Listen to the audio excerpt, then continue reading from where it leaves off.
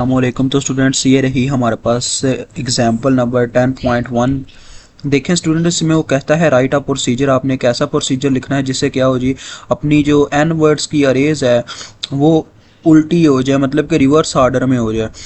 तो कहता है दिस मीन्स, यानी इसका ये मतलब है कि आपका जो nth वर्ड है, आपको पता है nth वर्ड का मतलब है सबसे लास्ट वर्ड, वो सबसे पहला वर्ड बन जाए, जबकि उससे पहले वाला वर्ड यानी कि second last word second word बन जाए, एंड सो ऑन, इसी तरह से। और यही चीज़ वो कह रहा है कि आपका जो फर्स्ट वर्ड है यानी कि सबसे पहला वर्ड वो nth वर्ड बन जाए, यानी कि वो लास्ट वर्ड बन जाए। मतलब स्वैप की कहानी चल रही है यहाँ पे। आगे वो करता है the procedure is entered with S I pointing to the array, यानी कि इस प्रोसीजर को कुछ यूँ लिखा गया है कि एस आई अरे को पॉइंट कर रहा है, मतलब कि एस आई पहले एलिमेंट को पॉइंट कर रहा है अपनी अरे के। उसके बाद वो कहता है कि B X has the number of words N, और बी एक्स के अंदर number of N words N store पड़े हुए हैं। ठीक है, तो देखें स्टूडेंट्स, बात कुछ यूँ है, काफ़ी इजी कोड है, इतनी टेंशन वाली बात नहीं है। सबसे पहले हम क्या करेंगे जी, सारे जो अपने मतलब कि यहाँ पे जो जो रजिस्टर हमारे काम आने वाले हैं ना, उनको पुश कर लेंगे। सबसे पहले आपके सामने ही है कि हमें क्या क्या चाहिए। एक तो हमें चाहिए अपना बी एक्स, पुश कर लेते हैं अपना बी एक्स। ठीक है, उसके बाद हमें ज़रूरत पड़ेगी जी, कैपिटल वर्ड्स में करते हैं इनको, पुश बी एक्स। उसके बाद हमें ज़रूरत पड़ेगी बी एक्स के बाद सी एक्स की। सी एक्स की क्यों ज़रूरत पड़ेगी? क्योंकि हमने लूप चलाना है। ठीक है, लूप हमारे काम आना है यहाँ पे। उसके बाद मुझे एस आई की ज़रूरत पड़ेगी, ये वाला पुश एस आई। ठीक हो गया जी। उसके बाद मुझे ज़रूरत पड़नी है अपने डी आई की, क्योंकि मुझे दो स्टूडेंट्स इस वक्त अपने ऐसे ये जो डाटा सेगमेंट के रजिस्टर हैं ऑफसेट के लिए, मुझे दो की ज़रूरत पड़ेगी। बी एक्स तो वैसे ही इस्तेमाल होगा इस चीज़ के लिए। ठीक है, एस आई और डी आई को मैं इस्तेमाल करूँगा किसके लिए जी, इनको स्वैप करवाने के लिए। तो काफ़ी इजी होने वाला, टेंशन नहीं लेनी। तो उसके बाद मैं करूँगा जी पुश अपना डी आई। अभी मैं आपको इनकी कहानी बताता हूँ, इनके अंदर क्या क्या पड़ी हुई हैं चीज़ें। देखो, बी एक्स के अंदर पड़ा हुआ है स्टूडेंट्स एन। ठीक है, बी एक्स के अंदर एन पड़ा हुआ है। उसके बाद जो हमारा मतलब कि आगे एस आई है ना, एस आई पॉइंट कर रहा फर्स्ट वर्ड को, वो ये कह रहा था S I pointing to the array. इसका मतलब यही है कि एस आई हमारे फर्स्ट वर्ड को कर रहा है क्या जी, पॉइंट कर रहा है अरे को। तो ये W बन गया। अब मेन पता मुद्दा क्या है, हमने जनरल फार्मूला पढ़ा था। अगर वो जनरल फार्मूला हम स्टोर करवा दें किसी तरीके से अपने DI के अंदर लास्ट वर्ड का, क्योंकि SI तो फर्स्ट वर्ड के जो फार्मूला था उसको पॉइंट कर ही रहा है, क्योंकि हमारा W के इक्वल ही होता है। आपको याद होगा, मैंने ये आपको बताया था। रुक जाए, ये देखें स्टूडेंट, मैंने इसमें आपको बताया था कि इसका जो पहला एलिमेंट है वर्ड साइज अरे का, वो W पे पड़ा हुआ है। दूसरा कहाँ पे होगा? W+2 पे, फिर W+4 पे, क्योंकि इसमें S की वैल्यू 2 होती है। फिर W+, क्योंकि दो बाइट्स का फ़र्क भी आ रहा होता है। ठीक है, दोनों लैंग्वेजेस में मैंने आपको कह दिया। अब आ जाओ फिर से यहाँ पे। तो देखो, अगर इसके लास्ट वर्ड की बात करूँ ना, तो मुझे किसी ना किसी तरीके से DI को लास्ट वर्ड को पॉइंट बनाने के लिए, यानी कि लास्ट वर्ड को पॉइंट करे, उसके लिए क्या करना होगा, इसके अंदर लास्ट पॉइंट का एड्रेस स्टोर करवाना होगा, जो कि पता क्या होता है जनरली, वो हमारे पास होता है जी W+N-1। अब ये एक वर्ड साइज अरे है, क्योंकि उसने खुद बोला हुआ है रिवर्स एन अरे ऑफ एन वर्ड्स। देखें, वर्ड्स की बात कर रहा है। तो वर्ड साइज अरे में हमारे एस की वैल्यू 2 होती है। वैसे तो यहाँ पे इस तरह से हो रहा होता है, देखो मल्टीप्लाई बाय एस हो रहा होता है, लेकिन यहाँ पे मल्टीप्लाई बाय 2 हो जाएगा, क्योंकि एस की वैल्यू 2 है हमारे पास। तो लिहाजा स्टूडेंट हम ये चीज़ बनाना चाहते हैं, DI के अंदर ये चीज़ सेव करवाना चाहते हैं किसी ना किसी तरीके से। SI के अंदर ये चीज़ सेव है, BX के अंदर ये चीज़ भी सेव है। मेन मुद्दा क्या है जी, DI के अंदर ये चीज़ सेव करवाना। तो आ जाओ। और एक और चीज़ स्टूडेंट्स, देखो हमने स्वैपिंग करवानी है ना, हमें ये नहीं पता हमने कितने एलिमेंट्स की स्वैपिंग करवानी है, हमने जनरल बात करनी है। लेकिन स्वैपिंग होगी तो देखो, अगर मैं 2 एलिमेंट्स को स्वैप करवाना चाहूँ तो एक ही दफ़ा स्वैप का ऑपरेशन परफॉर्म करने से वो दोनों स्वैप हो जाएंगे। इसका मतलब क्या हुआ जी, अगर 2 हैं यानी कि मुझे हाफ टाइम अपना लूप चलाना पड़ेगा। देखो, अगर टोटल 10 एलिमेंट्स हुए तो उन 10 के 10 एलिमेंट्स को स्वैप करवाने के लिए मुझे बस 5 दफ़ा लूप चलाना पड़ेगा। क्यों? क्योंकि दो एलिमेंट्स इकट्ठे स्वैप होते जाएंगे। ठीक है, समझ आ रही है ना, यानी कि हाफ टाइम्स मुझे लूप चलाना पड़ेगा। अब देखो, BX के अंदर ये नंबर ऑफ एलिमेंट्स पड़े हुए हैं। ठीक है, तो मैं सबसे पहले पता क्या करूँगा, सबसे पहले तो मैं देखो अपने DI के अंदर ना डब्ल्यू की वैल्यू ले आऊँगा। देखो move D I comma S I, इससे क्या हुआ जी, देखो एस आई हमारा डब्ल्यू के इक्वल था, जब ये मूव करेगा तो डी आई भी डब्ल्यू के इक्वल हो जाएगा, तो D I is equal to W हो गया। देखो इतना काम तो हो गया स्टूडेंट्स, यहाँ तक आगे बात आ जाती है। अब हमने ये n वाला सिलसिला थोड़ा सेट करना है। देखो मुझे cx के लिए ना, cx के लिए मुझे पहले n को सेव करवा लेना चाहिए, क्योंकि मैंने bx को बाद में छेड़छाड़ करनी है, उसके लिए ये चीज़ बनाने के लिए 2 इंटू एन माइनस वन। तो लिहाजा मैं क्या करता हूँ, इसको cx में सेव करवा लेता हूँ, क्योंकि उसकी वजह ये है मैंने बाद में लूप की भी उसको गारंटी देनी है कि भाई कितना चलाना है तूने। ठीक हो गया जी, ये देखें मैंने इसमें मूव करवा दिया। अब cx के अंदर अपना n पड़ा हुआ है, cx comma n, sorry comma नहीं, sorry is equal to n। अब देखें स्टूडेंट्स, बात कुछ यूं हो गई है कि अब हमने पता क्या करना है, मेन मुद्दा यहाँ पे आके रुकता है। अब हमने bx की मदद से ये दूसरा हिस्सा बनाना है डी का। देखो डी में w सेव पड़ा हुआ है, लेकिन ये चीज़ रहती है, तो मैं यहाँ पे क्या करूँगा, देखो अभी bx में क्या है, n है, मैं डिक्रीमेंट करवा देता हूँ bx को, डिक्रीमेंट इन bx। ठीक है, इससे क्या होगा आप सब जानते हो, -1 हो जाएगा। तो अब bx में पहले n था, तो अब क्या हो जाएगा जी, n-1। समझ रहे हो ना मेरी बात को। उसके बाद अब आपके पास दो तरीके हैं bx को, इसको 2 इंटू n-1 बनाने के। कैसे जी, एक तो आप कुछ यूं कर सकते हो कि दोनों ऐड कर दो bx को bx में ही, ये 2 गुना बन जाएगा। दूसरा ये है, आप शिफ्ट के ऑपरेशन को इस्तेमाल कर सकते हो। शिफ्ट लेफ्ट आपको याद होगा, शिफ्ट लेफ्ट 2 से मल्टीप्लाई करवाता है एक दफ़ा अगर हम शिफ्ट लेफ्ट परफॉर्म करवाएं, और शिफ्ट राइट 2 से डिवाइड करवाता है। तो लिहाजा शिफ्ट लेफ्ट मैंने करवा दिया अपने bx को किसके साथ, 1 टाइम। ठीक है, 1 टाइम जब मैं इसको शिफ्ट लेफ्ट करवाऊंगा तो ये 2 से मल्टीप्लाई हो जाएगी इसकी वैल्यू जो भी होगी इसके अंदर, तो ये फिर आ जाएगी हमारे पास 2 इंटू n-1। ठीक हो गया जी। देखो स्टूडेंट, जो हम बनाना चाहते थे वो बन चुका है। बस अब डी के अंदर w सेव है, तो हमें एक ऐसा ऑपरेशन लिखना पड़ेगा जिससे w ये फार्मूला बन जाए डी के अंदर। तो सीधी सी बात है, वो कितना सा ऑपरेशन है, बस ऐड करना है हमने। ऐड क्या करेंगे जी, डी कामा bx। अब देखो ये दोनों जमा होंगे तो क्या बन जाएगा अपने डी के अंदर, जो हम बनाना चाहते थे, डी इज इक्वल टू आ जाएगा w प्लस bx की वैल्यू। तो bx की वैल्यू क्या है स्टूडेंट्स, 2 इंटू n-1। तो बस सिंपल सी बात है, ये देखो अंदर आ गई वैल्यू, तो बन गया जी जो आप चाहते थे। ठीक हो गया।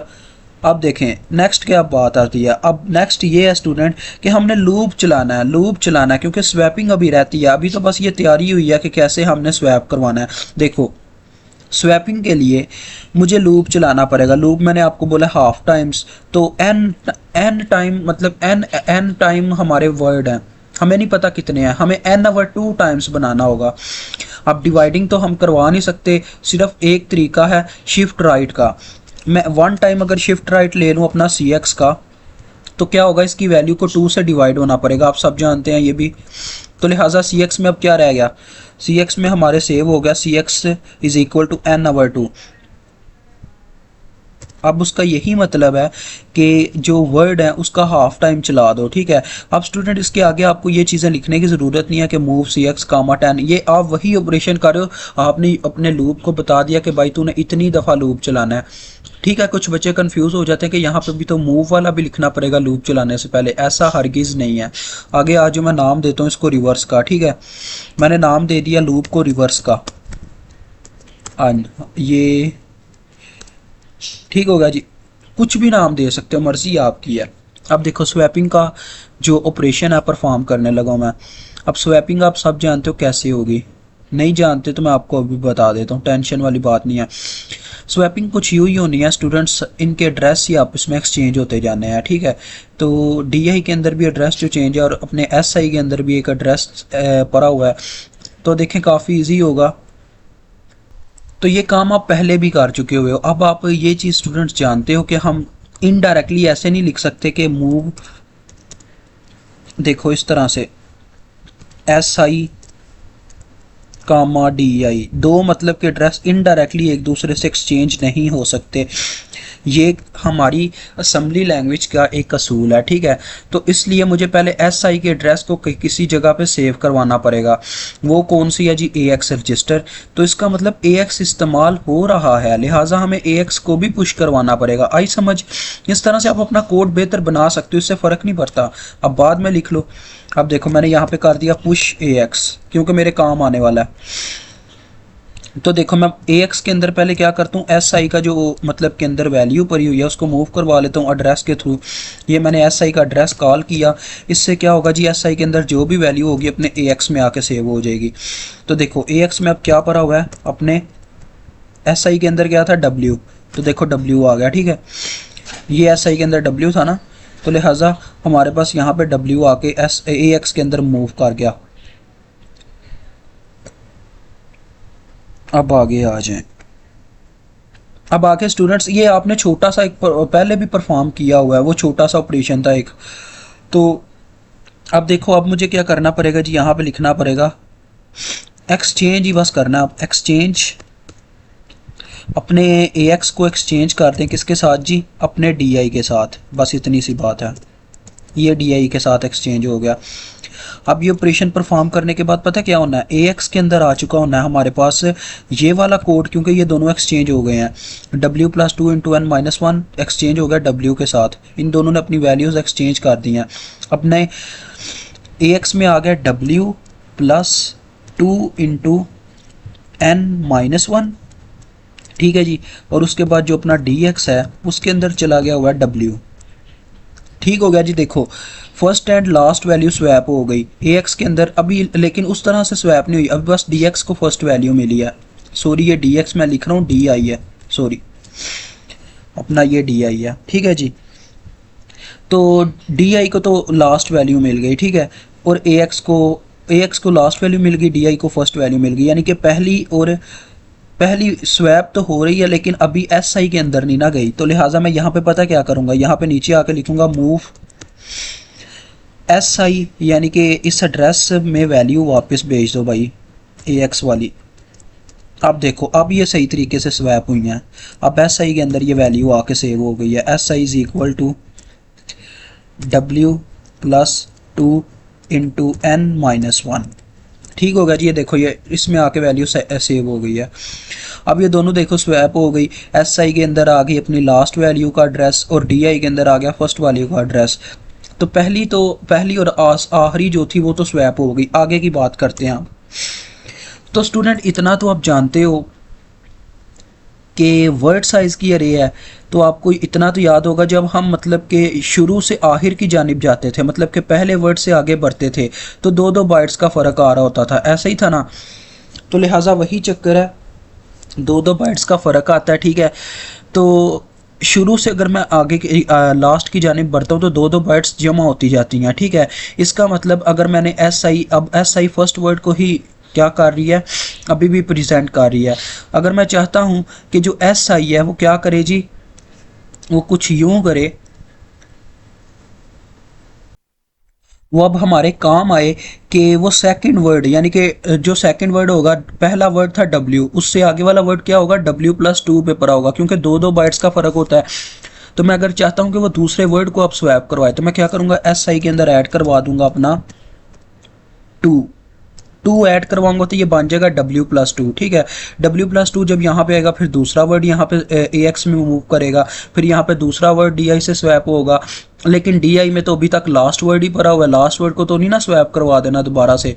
तो उसके लिए हम क्या करेंगे जी, अपने DI में भी क्या कर देंगे, DI में से सब्ट्रैक्ट कर देंगे। क्योंकि स्टूडेंट देखो जब हम नीचे से ऊपर की तरफ आएंगे, मतलब कि कह लें कि देखो जब मैं राइट से लेफ़्ट जा रहा हूँ तो 2-2 बाइट्स जमा होती जा रही हैं, और जब मैं लेफ़्ट टू राइट आ रहा हूँगा यानी कि नीचे से ऊपर की तरफ, क्योंकि आगे तो देखो ना यहाँ से जब जाते हैं W+2 यानी कि 4 होता जा रहा है, 2-2 का फ़र्क पड़ता जा रहा है, W+2 W+4 W+6, लेकिन इसी तरफ से मैं वापस आऊँ तो क्या होगा, W+6 W+4 W+2, यानी कि 2-2 माइनस होती जा रही हैं बाइट्स। तो यही चक्कर है, अगर नीचे से ऊपर लाना चाहूँ, सेकंड लास्ट को पकड़ना चाहूँ तो कैसे पकड़ूंगा जी, DI में से 2 माइनस करवा के, और लूप को बस जी नीचे लिखते हैं लूप रिवर्स। अब ये लूप चलता रहेगा, ठीक हो गया जी।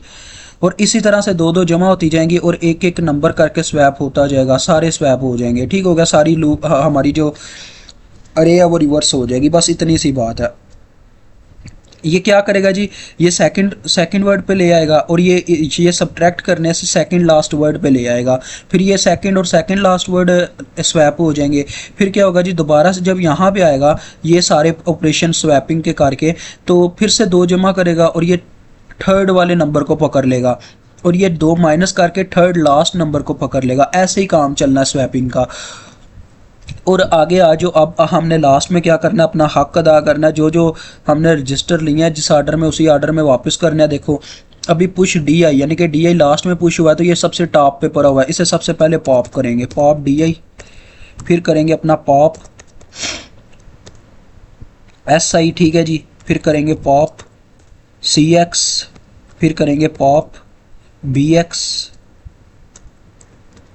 फिर करेंगे लास्ट में पॉप ए एक्स। तो ये आपका कोड है। मुझे उम्मीद आपको समझ आ गई है। काफ़ी इजी है स्टूडेंट्स, बस इसका आपको एक कंसेप्ट समझ आ जाए तो काफ़ी इजी हो जाता है। अभी आपसे इजाज़त चाहूँगा। अल्लाह हाफिज़, अस्सलाम वालेकुम।